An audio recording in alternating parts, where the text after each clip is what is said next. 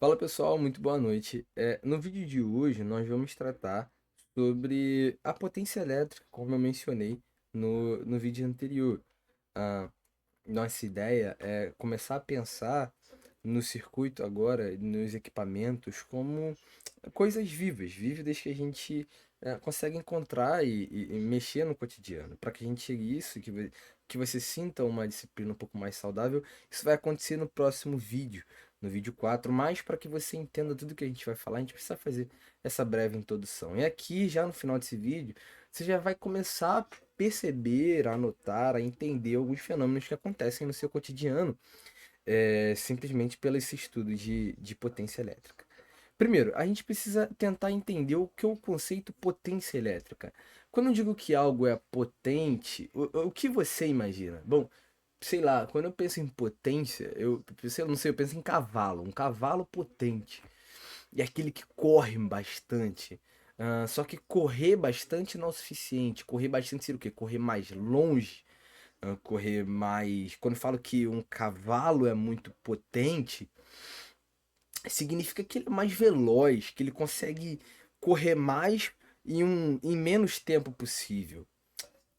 Essa é a ideia que eu primeiro penso. Mas bom, quero trazer para vocês uma simples alusão. Imagine que eu e você que está assistindo, a gente vai disputar um campeonato de subir escadas. Esse é o novo campeonato, só que comigo, o Física Disruptiva, que você vai escutar falar disso. É o campeonato de subir escadas. E eu não vou escrever nada, eu quero que você se imagine eu e você, um ao lado do outro, num campeonato de subir escadas. Bom, imagine que a escada, sei lá, seja muito longa, ela tenha cerca de 100 degraus. E aí eu e você vamos fazer um tiro direto e vamos ver quem é mais potente. O que a gente vai fazer? Eu primeiro vou subir as escadas e depois você vai subir as escadas. Aí eu vou te dar dois dados, por favor, peço que você se concentre muito bem nessa parte. Imagine que eu consegui subir toda a escada, mas, bom, eu gastei toda a minha energia possível, a minha máxima energia possível, e demorei 1 minuto para subir a escada inteira. Mas você, como com certeza é bem mais atlético, ou atlética que eu, você com certeza gastou toda a sua energia possível e conseguiu subir a escada em 50 segundos. Por favor, pare e reflita. Quem você acha que é mais potente? Eu acho que eu já te fiz entender que potente foi aquele que conseguiu, gastando a sua maior energia, chegar em menos tempo.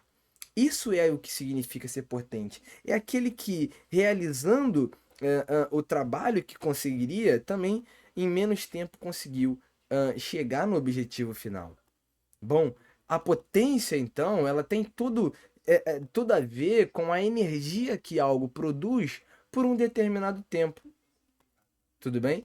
Então, essa é a ideia de potência. Se eu falo que um forno é mais potente do que o outro, significa que ele consegue esquentar.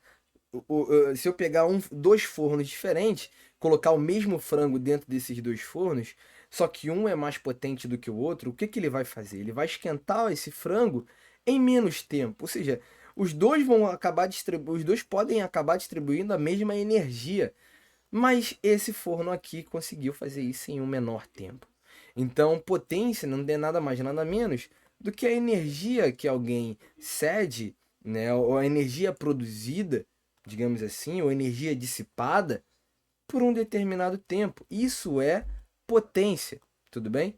Para que a gente dê nome aos bois, por mais que eu já tenha dito, esse pote é o que a gente vai chamar de potência, perfeito? Esse é uma simples energia ou variação de energia, tá? Porque, bom, primeiro é que você não só teve uma energia, você variou a sua energia quando você produziu, entende? E esse delta T é o que a gente chamou de tempo. Bom, para que a gente dê nome aos bois também quanto a unidades de medida, energia é sempre, então, esse sistema internacional de medida. Energia é sempre medida em joule no sistema internacional e tempo em segundo, para que a gente não precise ficar escrevendo joule por segundo. Então, unidade aqui é watts, ou watt, de um cientista, James Watt. Bom, essa é a nosso sistema de unidade de medida. Significa produzir um joule a cada segundo, ou dissipar um joule a cada segundo. Bom, essa aqui é a ideia principal. Agora eu quero que você preste bem atenção no que eu vou fazer. Então, se potência é variação de energia por determinado tempo, a gente já estudou em algum momento aqui o que seria energia potencial elétrica, já que a gente está no mundo elétrico. E agora eu quero que você venha comigo, embarque nesse carrossel, como diria uma novela bem famosa do SBT de alguns tempos atrás. Embarque comigo nesse carrossel. Se potência é igual a variação da energia ou a energia por um determinado tempo, então eu vou colocar aqui o que a gente chamou de energia potencial ou variação da energia potencial elétrica por um determinado tempo. Quero que você se recorde. Se você não se recorda, por favor, dá uma olhada de novo nos vídeos que a gente fez, diferenciando o que era diferença de potencial, o que era potencial, o que era energia potencial elétrica e tudo isso. Tudo isso está bem destrinchado, bem esmiuçado. Que você, por favor, volte lá e entenda isso. Mas a gente definiu que a energia potencial, ela acontecia a partir do momento, a variação da energia potencial acontecia a partir do momento que eu tinha uma carga sentindo uma diferença de potencial. Tudo bem? Ela acontecia a partir desse momento. E bom, eu só substituí então esse carinha para cá, e aí coloquei o ΔT aqui embaixo. Opa, aconteceu aqui uma coisa muito interessante. VA menos VB é uma diferença de potencial, e aqui a gente está chamando diferenças de potenciais única e simplesmente de V. E eu quero que você perceba aqui uma outra coisa, a quantidade de carga sobre o tempo. A gente já chamou isso de uma outra coisa, o que significa a passagem de carga por um determinado tempo em um fio. Significa corrente.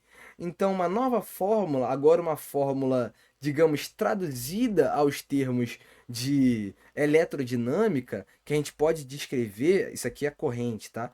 É como a gente descreve a fórmula potência é igual a V vezes I, ou seja, diferença de potencial vezes a corrente. Então, a nossa potência em termos eletrodinâmicos, em circuitos, ela pode ser descrita única e simplesmente como a multiplicação da diferença de potencial pela corrente e continuará no mesmo sistema internacional de medida, watts.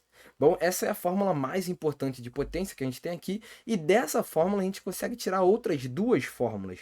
Porque pense comigo, e eu vou descrever isso aqui bem no cantinho, lembrem comigo a primeira lei de Ohm. A primeira lei de Ohm. O que ela diz? Ela diz que a partir do momento que eu cedo uma diferença de potencial para um circuito, isso é igual a R vezes I. Então, diferença de potencial é igual a R vezes I, ou eu posso reescrever isso, isolando o I agora, eu posso escrever isso como V sobre R. Há duas maneiras aqui, então, de escrever esse cara.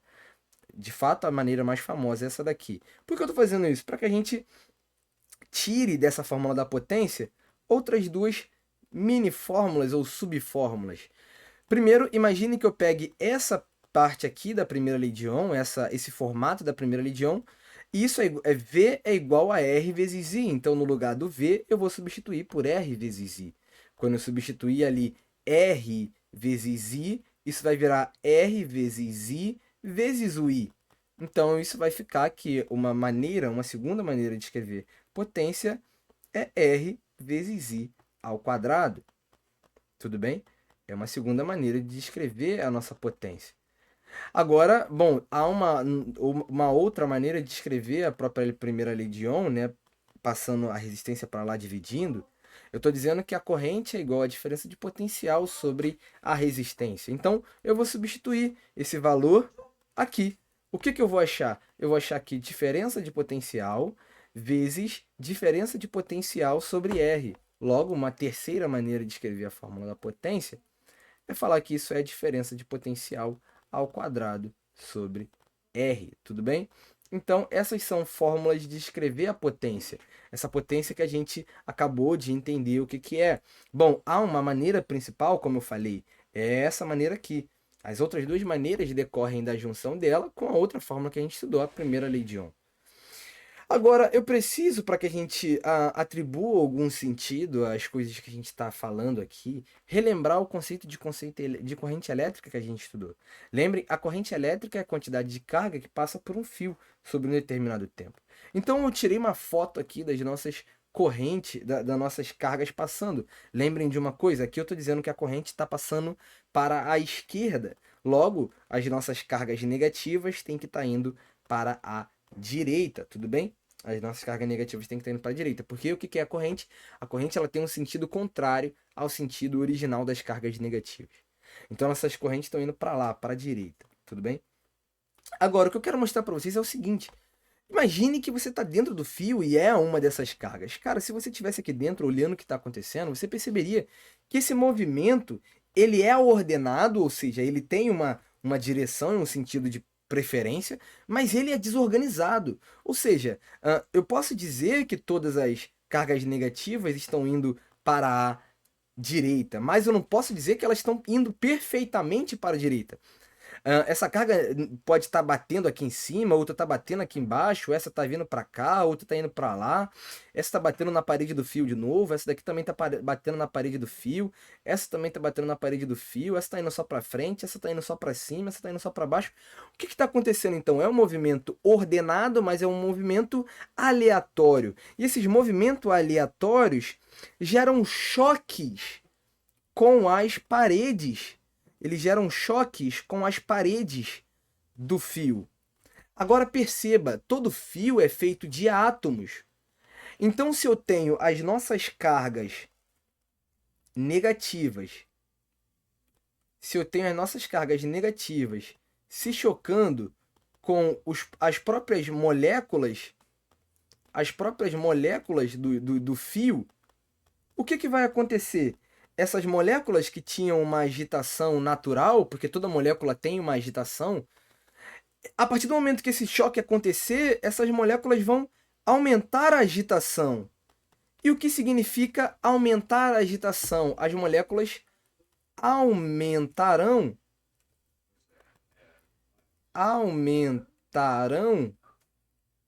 a agitação ao serem chocadas com a carga que está batendo nelas. E aumentar a agitação significa, em termos termodinâmicos ou em termos termológicos, aumentar a temperatura. Aumentar a temperatura. Porque a temperatura não é nada menos do que medir a agitação das moléculas. Então, se o choque dessas cargas com as paredes faz com que a agitação dessas moléculas do próprio fio aumente, então eu estou dizendo que o fio vai aumentar a temperatura.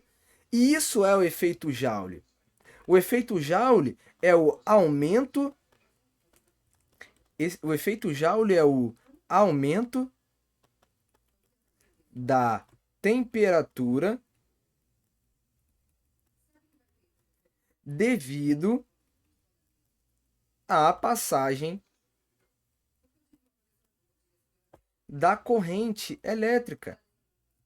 A corrente elétrica, por ela ser ordenada, ou seja, ela tem uma direção e um sentido de preferência, mas por ela ser aleatória, ela choca-se com os fios, choca com o equipamento, choca com o seu iPhone. Não sei se vocês estão conseguindo ver aqui o meu celular. E bom, o iPhone ele é um dos celulares que mais esquentam. Por que ele é um dos celulares que mais esquentam? Ainda mais quando ele está carregando. Porque quando eu insiro o carregador aqui, como eu mostrei para vocês lá no vídeo passado, a corrente está entrando nesse equipamento. E eu acabei de mostrar aqui para vocês que a nossa corrente, a passagem dessa nossa corrente, ela gera um aumento da temperatura. Então, por isso que o nosso iPhone ele esquenta. Por isso que os nossos equipamentos ele tende a esquentar a partir do momento que a gente os liga. Tudo bem? Essa aqui é a ideia. Então, por isso que um fio pode pegar fogo. Porque a partir do momento que eu coloco uma corrente muito alta sobre o fio, uma corrente que o fio não suporta, então o choque da corrente com as paredes do fio pode ser tão forte de maneira que o fio não aguente o calor. E aí daí que a gente vê casas pegando fogo, circuitos elétricos pegando fogo, poste pegando fogo, por quê? Porque passou por aquele poste, porque passou por aquele fio, porque passou por aquele lugar uma corrente muito mais alta do que o próprio fio suportava. Isso significa que a temperatura se elevou de uma maneira que o fio não suportou. Então o fio ou simplesmente derreteu ou queimou, pegou fogo. Então, é isso que é a coisa mais palpável quando a gente faz esse estudo da corrente elétrica. E o que, que tem a ver essa nossa potência com esse tal efeito Joule? Que a gente pode calcular coisas desse tipo, a gente pode calcular a partir da potência aqui quais são a, a, o impacto, né, de fato, dessa corrente quando a gente fala sobre um resistor sentindo o efeito dela. A gente acabou de ver aqui que eu posso calcular a potência como R vezes I ao quadrado. Uma forma de calcular, de dizer o nome dessa potência aqui, relacionada ao resistor, a gente chama isso de potência dissipada. Então percebam, o meu resistor recebe a corrente e gasta essa energia da corrente para poder funcionar. Então percebam que o próprio resistor vai superaquecer a partir da passagem da corrente. Essa é a contribuição que a gente tem a partir dessa fórmula da potência. A gente pode calcular qual é o resistor, qual é o equipamento que vai sofrer maior efeito Joule. A partir do momento que a gente pode calcular qual é essa tal potência dissipada por cada um desses caras. Essa que é a ideia aqui. Esse é o efeito Joule, essa é a ideia de potência elétrica e a gente vai conseguir agora no próximo vídeo entender melhor como esses equipamentos, a partir dessa noção de potência, também interferem na nossa conta de luz. Eu espero você no próximo vídeo.